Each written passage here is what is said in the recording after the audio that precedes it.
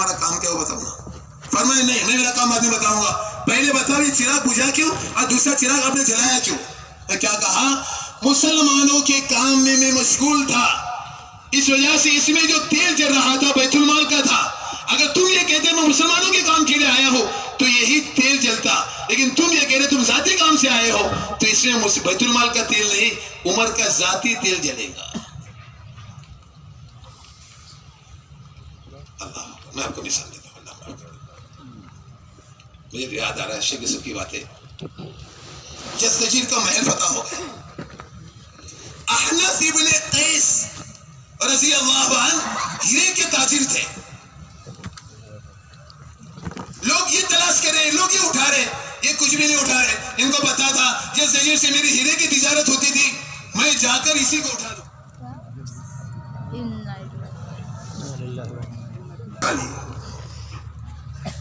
اور اٹھاتے وہ کیا کہا معلوم ہے؟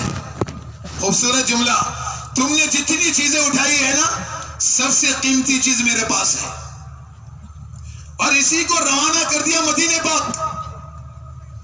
سیدنا عمر نے جب وہ پیٹی دیکھی نا تو کیا کہا, فرمایا ان کے دل میں تقوی نہ ہوتا, یعنی اللہ کا ڈر نہ ہوتا تو یہ چیز یہاں نہ ہوتی. لیکن حضرت علی سے سر جھکائے بیٹھے تھے. سیدنا عمر نے کہا یعنی تم بھی تو بتاؤ, اس سے تو کچھ تو مجھ سے کہو. کیا کہا, امیر پاک باز ہے تو ساتھی بھی پاک باز ہے. جس دن تمہاری پاکیزگی ختم ہو جائے گی نا اس کا اثر نیچے آئے گا. ہم یہ چاہتے ہیں نا ہماری اولاد پاکیزہ رہے تو ہمیں پاکیزہ بننا پڑے گا, اس کا اثر اللہ ہماری اولادوں میں ڈالے گا. مثال دیتا ہوں, ہمارے سب ماشاءاللہ عمرہ والے کا دل چاہتا ہے آپ کو کھل کر بتاؤ تاکہ اتنی تجارت اللہ نے آپ کو دی, اس کے اصول کیا ہے.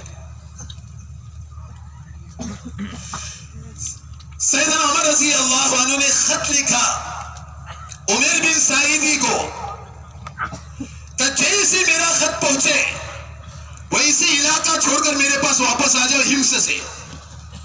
یہ فجر کی نماز کے بعد باہر نکلے, اتنے میں خط ہاتھ میں. سیدنا عمر نے کہا جیسے ملے ویسے مدینہ واپس آ جانا.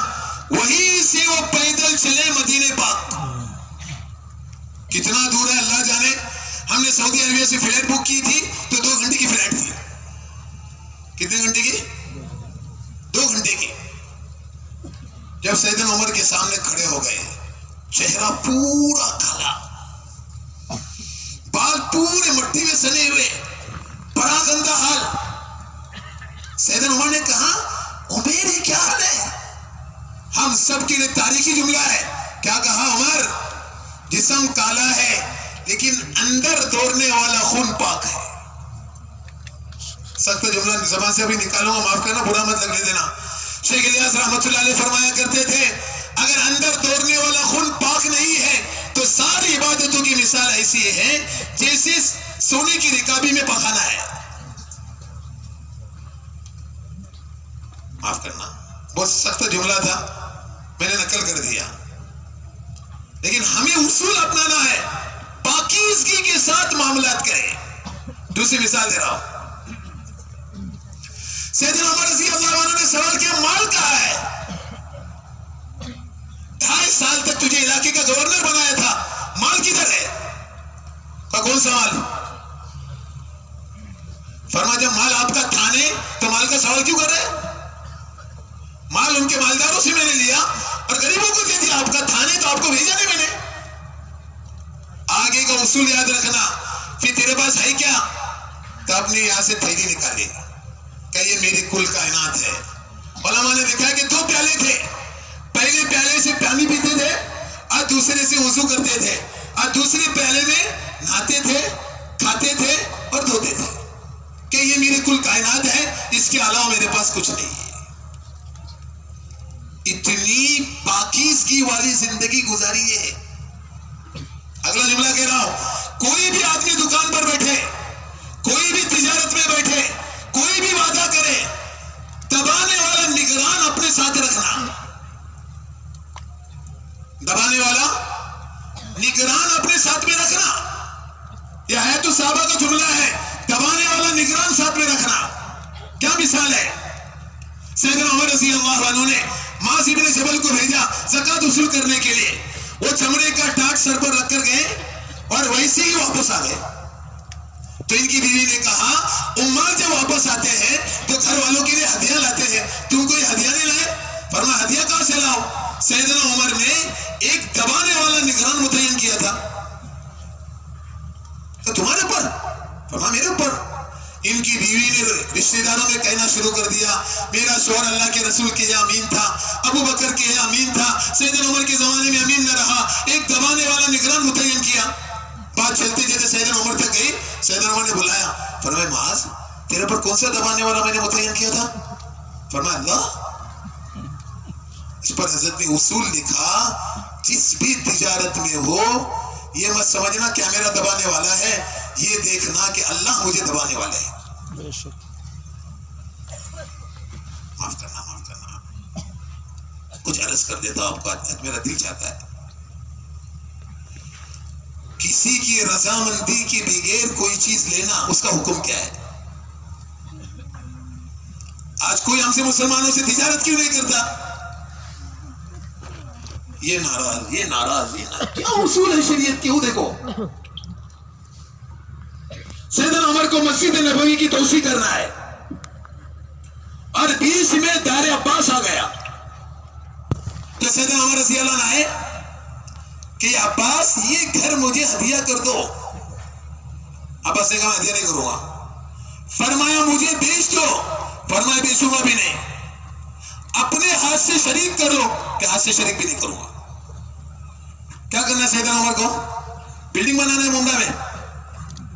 بلڈنگ نہیں بنانا ہے, ان کو مسجد نبوی کی توسیع کرنا ہے. بیچ میں گھر آیا ہے, اس کے لینے کا اصول کیا ہے؟ یہاں سے شریعت بیان ہو رہی ہے, یہاں سے تجارت کے سارے اصول نکل رہے ہیں.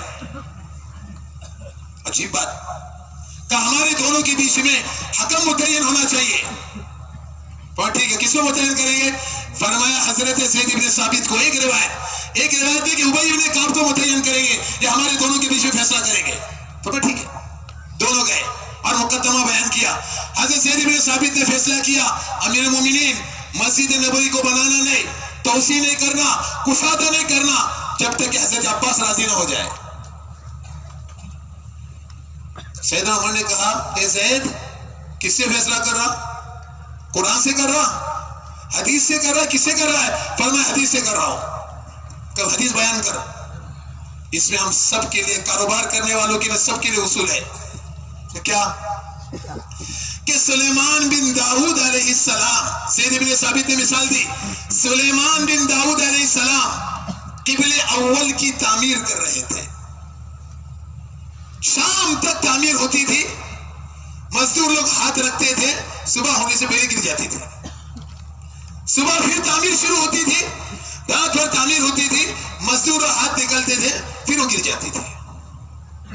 سلیمان بن داؤد علیہ السلام نے اللہ کے بارگاہ میں عرض کر دیا اللہ کیا معاملہ ہے, صبح سے لے کر شام تک تعمیر ہو رہی اور وہ بھی قبلہ اول کی تعمیر ہو رہی ہے اور وہ عمارت صبح گر جاتی ہے. فرمایا ہاں جس سے تو نے زمین لی ہے وہ راضی نہیں ہے. ایسا بلایا زمین والوں کو, کیا تو نے پلاٹ بیچ کر راضی نہیں کیا؟ سنو ہاں, یہ پلاٹ بیچ کر تو راضی نہیں؟ فرمایا بالکل راضی نہیں. میں آپ سے ایک سوال کرتا ہوں, جو چیز تم نے مجھ سے لی وہ بہتر ہے یا جو دیا وہ بہتر ہے؟ فرمایا جو لیا میں نے وہ بہتر ہے, دی چیز بہتر نہیں ہے, پھر میں راضی نہیں ہوں. انہوں نے اور مال دیا. ٹھیک ہے, پھر سوال کیا جو لیا بہتر ہے جو دیا بہتر ہے؟ فرمایا جو لیا بہتر ہے, پھر میں راضی نہیں ہوں. یہاں تک کہ 6 بیل گاڑی کے برابر مال مانگا. سلیمان بن داؤد نے اللہ کے سامنے عرض کیا اللہ اتنا مانگ رہا ہے, پر کس کے خزانے سے دینا ہے؟ تیرے خزانے سے دینا ہے کہ میرے خزانے سے دینا ہے؟ فرمایا آپ کے خزانے سے دینا ہے. فرمایا جو مانگے گا وہ دینا, تب تک یہ بھائی مکمل نہیں ہوگی. سلیمان بن داؤد علیہ السلام نے دیا, تب جا کر قبلہ اول تعمیر ہوا. تو کیا کہا زید بن ثابت نے, جب ایک آدمی راضی نہیں تو قبلہ اول کی تعمیر نہیں ہو رہی ہے, اللہ کے رسول کی چچا راضی نہیں, تو مسجد نبوی کی توسیع کیسے ہو سکتی ہے؟ سیدنا عمر مقدمہ ہار گئے, ہماری زبان میں کہیں. حضرت عباس نے کہا فیصلہ میرے ہاتھ میں. فرمایا میرے ہاتھ میں. سن لو سارے مدینہ والوں, یہ زمین اور یہ گھر میں امیر المومنین کے ہاتھ پر وقف کر رہا ہوں.